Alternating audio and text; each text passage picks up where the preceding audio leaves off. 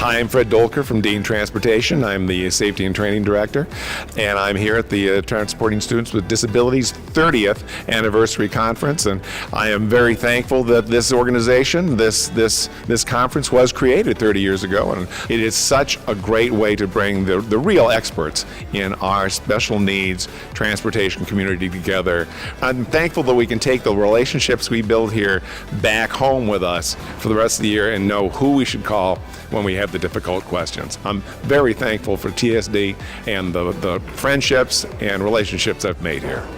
Another satisfied customer. Welcome to School Transportation Nation, everyone. The podcast that keeps you informed and in tune with what's going on throughout the school bus and school transportation industry. I'm Ryan Gray. Your host this week is Tony Corpin, our publisher. Took a little bit of early Thanksgiving. Want to thank everybody. And when we're looking at Thanksgiving, happy holidays. It's hard to believe that we're coming close to the end of the year. And I'm joined by my illustrious co-host on many weeks, Taylor Hannon, our associate editor. Taylor. Hello. Yeah. Hello, Ryan. Hello, Nation. Great to be here celebrating Thanksgiving and all that we have to be thankful for. Absolutely. So as you all heard at the onset of this week's episode, we had some special Thanksgiving commentary that we obtained during our recent TSD conference in Frisco.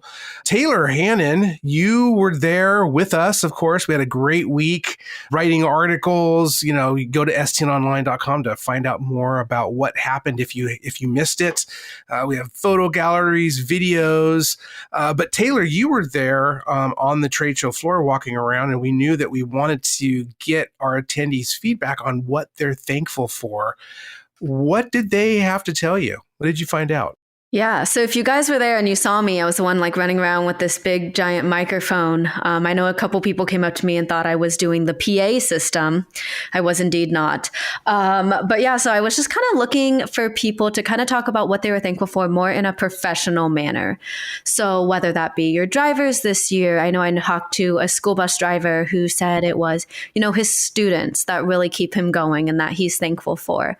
So just kind of a big variety of topics. And it was great to hear people's perspective and why they were at the show as well. I think I was talking to Corrine at Frisco ISD, and she was just so thankful that TSD is literally in her backyard. And they were able to send several people this year because of how close it is. So I think that was, great talking to her. So yeah, lots of great feedback.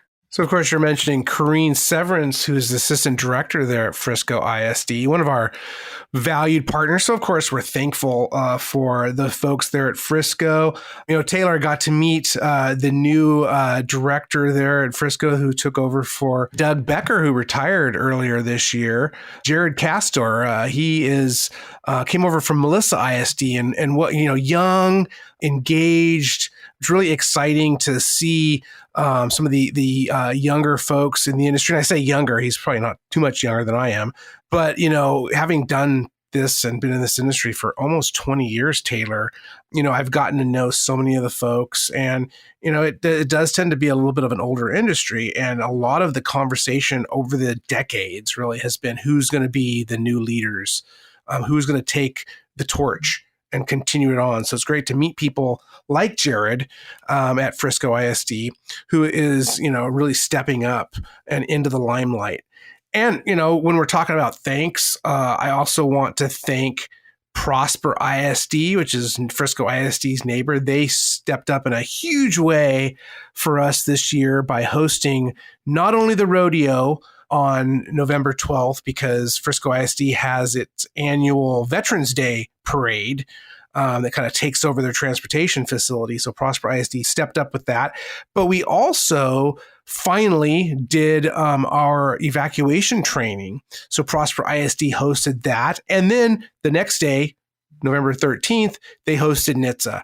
And Taylor, I know you were out there for essentially all of it. I made an appearance and visited for a little bit, but tell us a little bit about your experience out at Prosper. Yeah, it was great. It was a little chillier than I think a lot of people Absolutely. kind of expected. I was talking to one girl from South Florida and she was in this giant coat and it was just so funny. But everyone stuck it out through the chilliness. But the evac training was really interesting, Ryan. And I don't think, it was something that you kind of had to be there for. And I was talking to the attendees afterwards and it was like, you can't think when you're inside the bus and it's filling with this smoke. And because we actually smoked a bus, the fire department was there and they had to go in and grab these children that were placed throughout the school bus. And so they had to essentially act as if it was a real evacuation.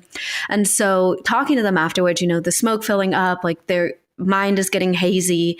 And it's just kind of like this rush of trying to get these kids out safely. And so when they're coming out of the back door of the school bus, you see all the smoke coming out. And so it was just really put into perspective, that you really don't have much time if a fire was to erupt on the school bus. And so I think that really took a lot of them off guard too, because you talk about it, but you just don't experience it in the way that it was experienced at the evacuation training. Mm-hmm, exactly. And not the first Smoke on the Bus event that we've held. We've done this many times out at STN Expo Reno. But we really took the evacuation training to the next level. So it was essentially an all-day training out there on November 12th at Prosper ISD. And we had been working for several years on putting this all together. We originally wanted to do it in 2020.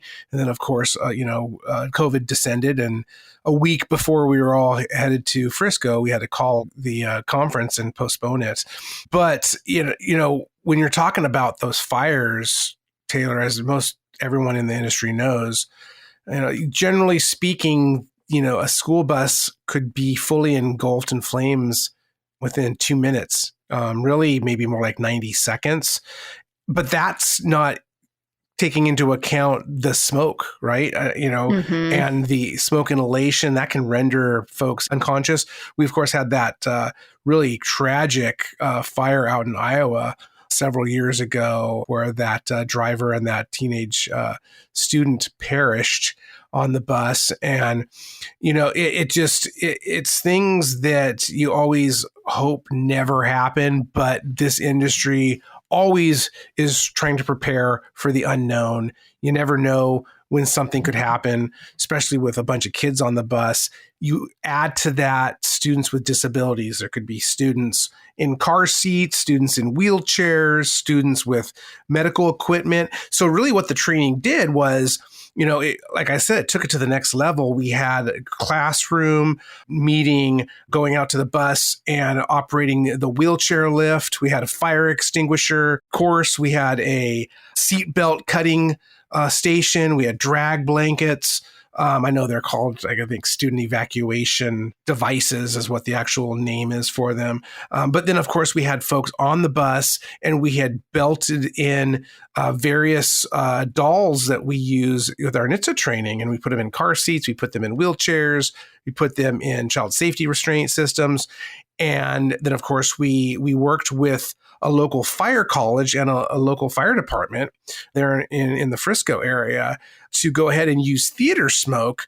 And the whole point of the evacuation was then after they went through these different training sections, they went on the bus and they had to evacuate the students that were placed in various spots around the vehicle, get them off the bus in a certain amount of time. And just to show, I think, the importance again of this training, because when things go wrong, when things go south, there is not much time to react. It's just you have to have that muscle memory kick in. Mm-hmm. And I think, that's something really important that we're looking at for the January issue as well. And I'm going to be writing an article, do you know how to get these students off the bus before you even put them on? And so that's kind of the direction I'm going. So definitely stay tuned for that article, but just really interesting. Even, for me being relatively new to the industry, being able to sit there and take notes and just listen and how every state has different requirements and different laws, regulations, and kind of how it all ties together. So it was just a really, really informative class. Absolutely. And then I mentioned the rodeo earlier. So at the same time, we had the rodeo out at Prosper ISD. And we had, I think it was 9 teams participate. And you caught a little bit of that, Taylor, I believe. What was some of that? What was some of the things done during the rodeo? Because I understand it was very entertaining. So I actually didn't have a chance to go over there, but the photographers, Vince and Alexandria, went over and they actually sat in the bus while they were going on route. And so essentially you have these adult volunteers playing these children with various disabilities. And so it's kind of testing the school bus driver and the monitor or the aide how to not only navigate the children behind them, but also the, rodeo checkpoints that are laid out in front of them, whether it be a railroad crossing. They had a emergency scenario where one of the moms, right? Air quote, you can't see me, but I'm doing air quotes. One of the moms tried to get on the school bus. And so how the team was going to navigate that. And then following that, they also had the rodeo banquet where they announced the winners. So that was a really great event. And that's put on with Women in Transportation. And they always do a really good job at that. It's always entertaining every year.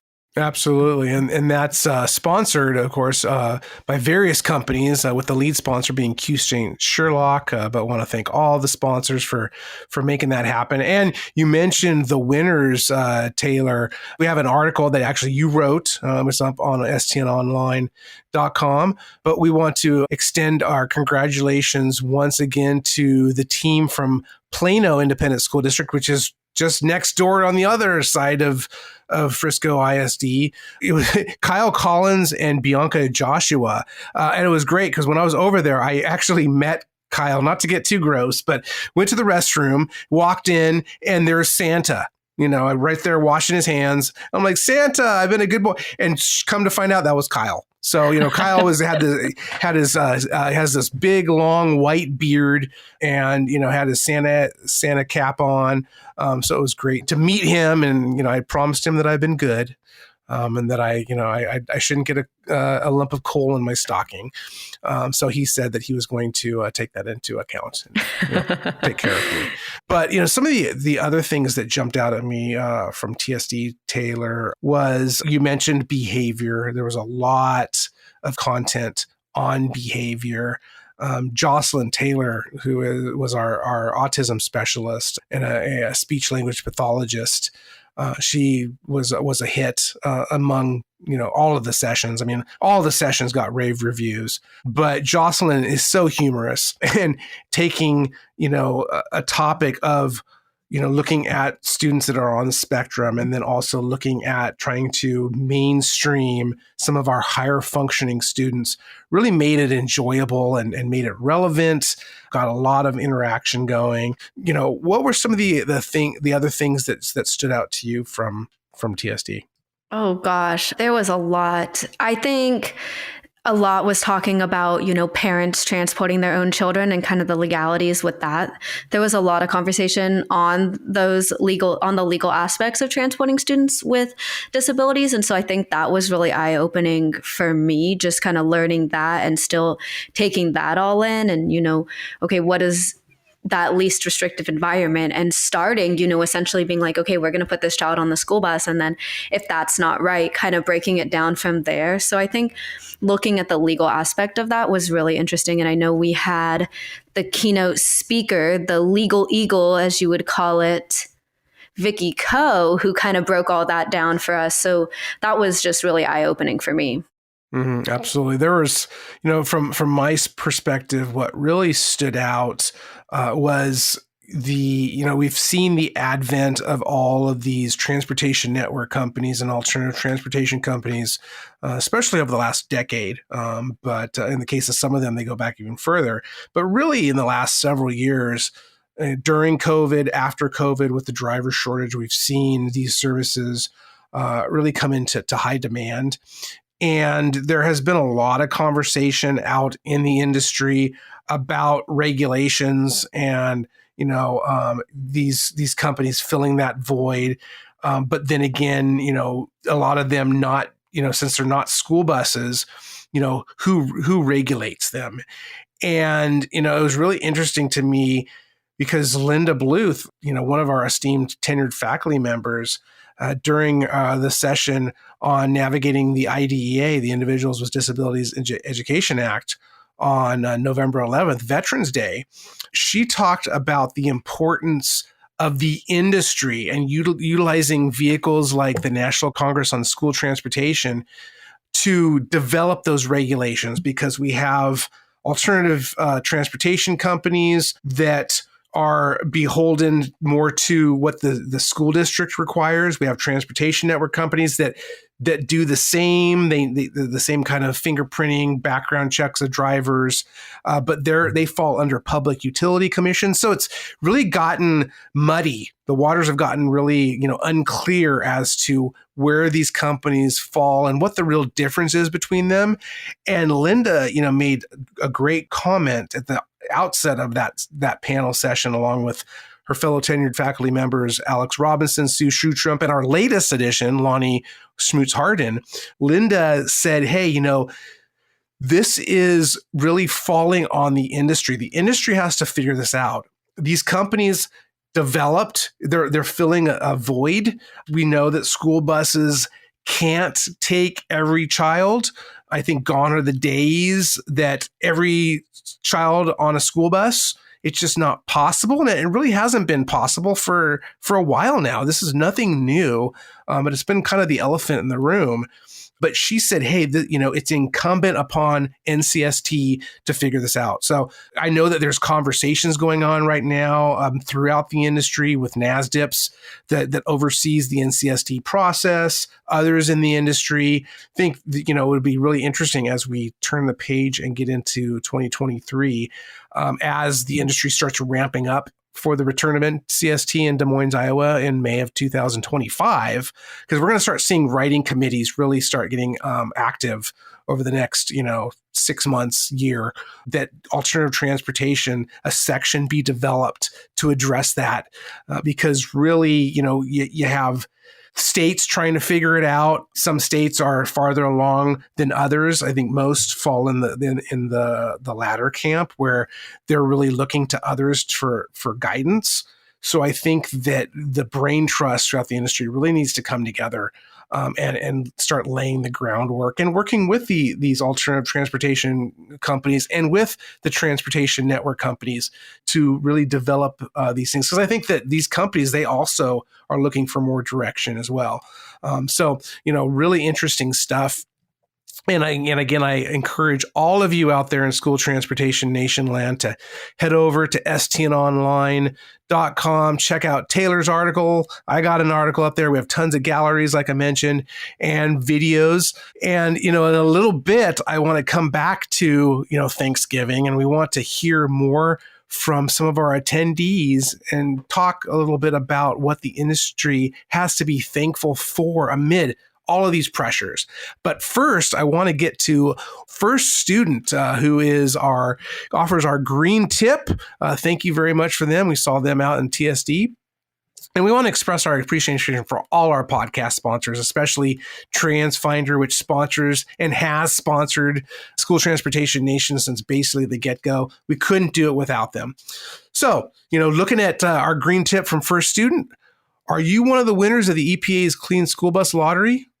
Will you know where to start if you are? Will you know if you have the right bus and battery for your geography and terrain? Do you know how to design your infrastructure? Have you talked to your utility? First Student leads the way in school bus electrification. With over 150 EVs deployed and more than 300 on order, they have launched EV consulting services to help school districts with assessments, partnering with utilities, total cost of ownership, and project management. Learn more at electrification at firststudentinc.com. That's electrification at firststudentinc.com. I'm Ronnie Sizemore. I'm a school bus driver from Greenville, South Carolina for the school district of Greenville County. I'm just thankful for my kids in general because they have a very, very hard life, lots of ailments and things against them, but they seem to make it through and they struggle through. Hello, my name is Deetra Taylor. I'm the Director of Transportation for Indianapolis Public Schools, and I'm happy to have the opportunity to work with different people throughout the district, that we collab and work for the best solution for our special needs students. My name is Marcella Sutherland. I work for Cypress Fairbanks Independent School District. I'm a regular school bus driver. I've been there for 15 years. One of the things I enjoy about our district is not only that they keep everything up to date with our schools, the bus transportation, knowing how the system works. I appreciate us as drivers having that communication with our district and our team, as well as the students, and collaborating with the schools to help make every day a little bit better for our students to transport. Hi, I'm Kathy Hugh. I am from the Bethel School District, which is located in Washington State. I am thankful for my support team. Without my support team, I wouldn't be able to do what I do, and I love what I do. Corrine Severance. I'm with Frisco ISD. I'm the Assistant Director of Transportation. I am thankful that we have TSD in the neighborhood, and I was able to send so many people to learn so much stuff. We are blessed. My name is Herbert Bridges Sr. I am a Transportation Coordinator for Special Education for Prince George's County Public Schools in Maryland. What I'm thankful for is I've been able to transfer my special ed and behavioral services over to transportation, because we both all know that that the behaviors don't just stop in the classroom or at home, they transfer to the bus. So I am thankful that I can transfer those skills over to the transportation. Hi, this is John Daniels from TransFinder, and what I'm thankful for this year and in the years that are coming is the openness that this industry has for new technologies and trying new things. And maybe a second thing I'm thankful for is the commitment that everyone, from vendors to schools to contractors, have to getting our young people to and from school as safely as possible. Again, great to hear all those responses from our TSD attendees earlier this month out in Frisco. As a reminder, we'll be back in Frisco next year, November 15th through the 20th. But before that, we have STN Expo Indianapolis, June 2nd through 6th, 2023. And then just about a month later, STN Expo Reno, July 14th through the 19th. And, you know, Taylor, when we're talking about what we have to be thankful for here at STN, I think it always, for me anyways, comes back to our readers and our attendees. I mean, it's so great to get out of the office, get to our conferences and see everybody. You know, so much is put into the magazine, our web coverage, and of course, putting together our conferences, getting, you know, kind of out there amongst the people, seeing them, seeing our topics discussed, seeing that networking. That's one of the things that always resonates with me. That's one of the things I'm thankful for. Taylor, you went to all our conferences and then some. Tell me, you know, where do you fall in terms of looking back over the past year and what you're thankful for?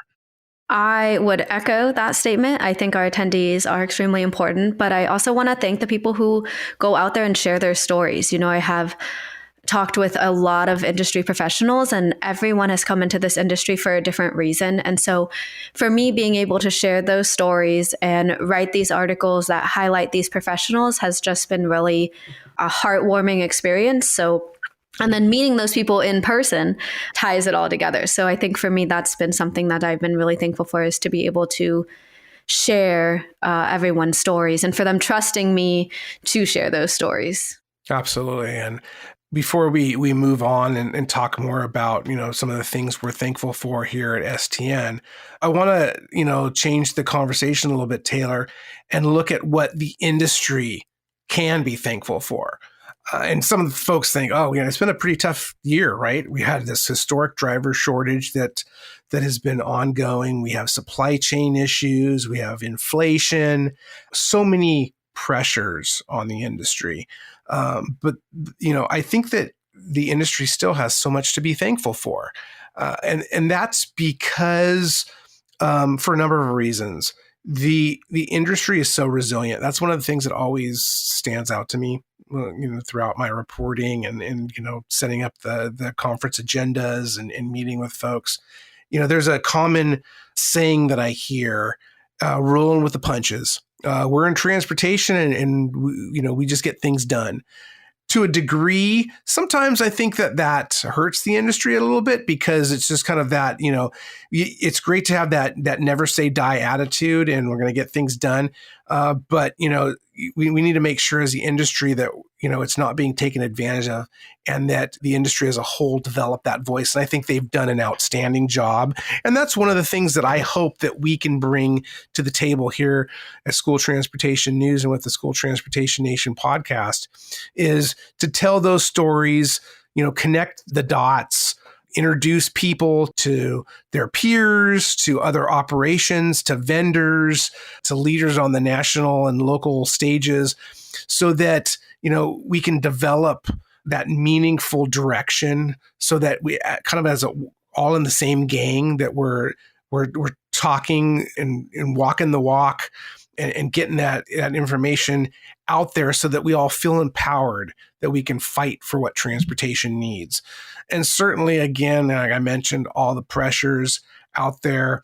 But that's one of the things that stands out to me, that I think amid all that, we can be thankful that the industry is so resilient. I think, something that I was reminded of recently, Taylor, is another thing as we eye a potential recession. Some people argue we already are in a recession.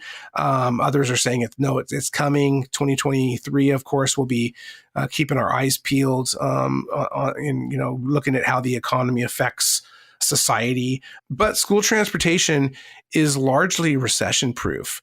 I think that, as Tony Corpin mentioned recently, this recession, if you will, looks different than the last major one that we had in 2008 and 2009, when the housing bubble burst, because obviously so much of what school transportation does, and the larger education industry, is reliant upon property taxes. So we saw just different forces at play at that time.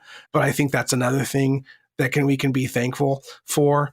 Taylor, do you have other, what are some of your perspectives on what the industry as a whole can be thankful for?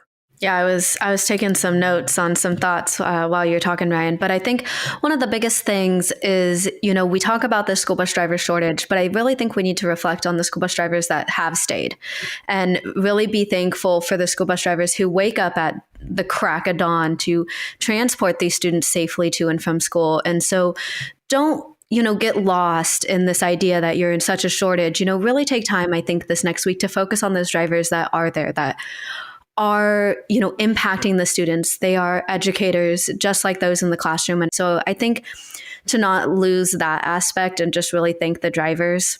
I think another aspect of transportation is the vendors who are providing these new technologies that are making, students safer. I think that is something that we can all be thankful for, is that there is a ton of technology or a ton of opportunities out there that, transportation directors, school bus drivers can look to for safety for students. And I think that's the biggest thing, is that, time and time again, everyone tells me that they're in it for the safety of students. And so I think, having those two ways to make students safer is huge.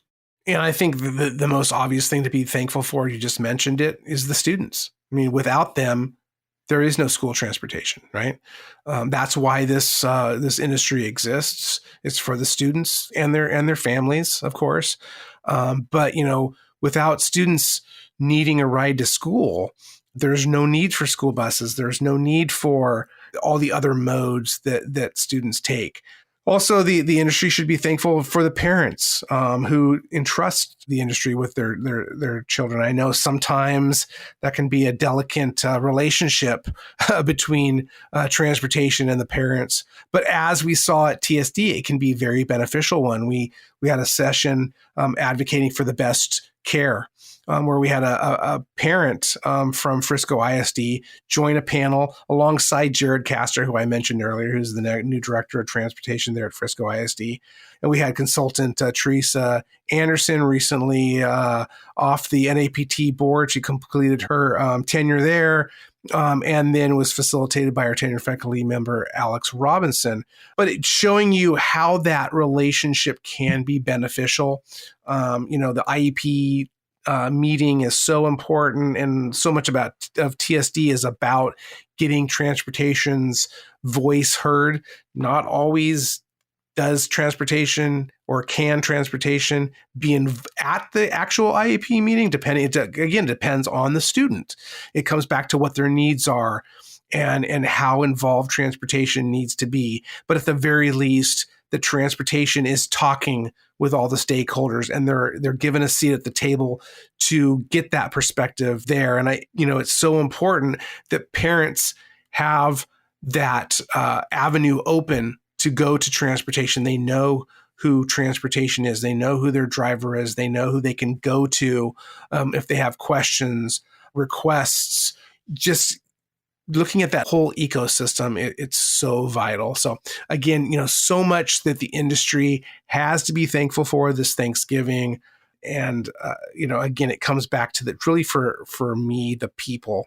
So again, thank you to all of you out there in School Transportation Nation. Yeah, Ryan, and you mentioned that TSD was over Veterans Day. And so I think this is a very great time to also thank all of our veterans out there who are also in school transportation, who continue to serve the students. Absolutely. Yeah, we should always thank them, no matter if it's Veterans Day or not. So we should always keep them at the very top of our minds. And it was cool also, for those of you who missed it, we had the Frisco High School marching band there after our opening general session on Friday, November 11th, before we went into the trade show. That was pretty cool. I know we have tons of pictures, and I know you can probably find some video out there. There was folks that were lining up, and they were taking cell phone video of the band as they were heading into the trade show hall. So that was just truly outstanding. Yeah, Ryan, before we go, I have a really important question I need to ask you. Sure. What is your favorite Thanksgiving food? Oh boy! Well, I've always been a candied yam kind of guy. I really like that stuff. But I also like stuffing. So for a while when I was younger, I could leave or take the turkey, but I had to have my stuffing. I've gotten to like the turkey a lot more. I prefer chicken. Actually, we've done some Cornish game hens the last several years. I'm just saying, instead of turkey, but a lot easier to cook. Number one, but pour that gravy on, get some Jell-O salad in there. What about you, Taylor? Jell-O salad? I don't think I've ever heard of Jell-O salad. You never had Jell-O salad? Oh, come on. Come on. It's marshmallows in it and peaches, and it's like, and there's Jell-O. Yeah. Yeah. Oh, come on. You're not living. You need to look that up. All right. I'm gonna look it up. But I would probably have to say the honey baked ham and mashed potatoes. Go to. My grandma makes mashed potatoes every year, and I know she's like slaving over them, mashing them for days. So yeah, I would have to say those are my favorite. Oh, mashed potato, some garlic and cheese in those potatoes. Okay, yeah, I basically like it all, but if you had to pin me into a corner. But hopefully all of you guys have a great Thanksgiving, and you have all your favorite food on hand. And of course, more importantly, your family and friends. As we head out and go off to enjoy our Thanksgiving, we want to leave you with a special message from our employees, because it would be remiss of us to not think of our employees when we're talking about being thankful. All of our staff, there's staff that some of you don't see out there. Maybe you see their name in our masthead of the magazine, or you see their names in print. But these are the folks that help us produce the magazine. They help us with produce the conferences. Sometimes you'll see them at registration desk. Everyone works so hard to bring content to all you out there in school transportation, and I want to thank them. And again, thank you for joining the special holiday episode. Shout out again to our sponsors, TransFinder. Love you guys. Thanks for being there from day one, and a first student with our green tip. Go to social media, comment, tell us what you're thankful for, personally or professionally. So let's go ahead and bring those special messages from our staff. And once again, everyone, happy Thanksgiving. Hi, I'm Alice, event manager at STN. This year, I'm thankful for my team for always having my back throughout this year of conferences and events, for creating new friendships and building a strong, solid team. I'm also thankful for my family and my friends, for good health and wonderful memories. And last but not least, of course, my STN family. Hi, I'm Trin. I'm on the events team here at STN. I am thankful to have my voice back as it was an exciting conference last week.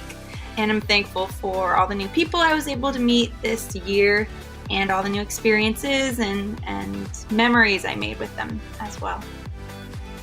I'm Claudia. I'm the Client Services and Digital Media Coordinator here at STN and also the podcast producer. I want to acknowledge that it's been a rough year, a rough few years for a lot of us, but we woke up this morning, we're breathing, we've got people around us who love us. I'm grateful for that. I'm also grateful for the little pleasures like eating ice cream or watching The Walking Dead or seeing the sunset on the beach. Those little moments, let's not take them for granted. My name is Andrea, part of the STN fam. I work with the circulation of their magazine. I want to say that I am thankful for my STN family and also my family and my precious baby boy that was born in August. He is a heart warrior, and I'm very thankful for the doctors and nurses that really just helped him out. Happy Thanksgiving. Hi, this is Kimber. I work for STN and am a graphic designer. And I just want to say I am thankful for my STN family and everyone who has been a part of it and who is a part of it. Thank you. You're all a true blessing to me and my family. Hi, this is Kent, and I'm the tech lead for the events that STN puts on every year. Normally, I'm the guy you'd see running around with microphones most of the day. And I'm thankful to all of you, everyone listening to this podcast and everyone who attends our shows or reads the magazine. Because without you, none of this would be possible. So, happy Thanksgiving, and I'm looking forward to seeing everyone again next year at our shows.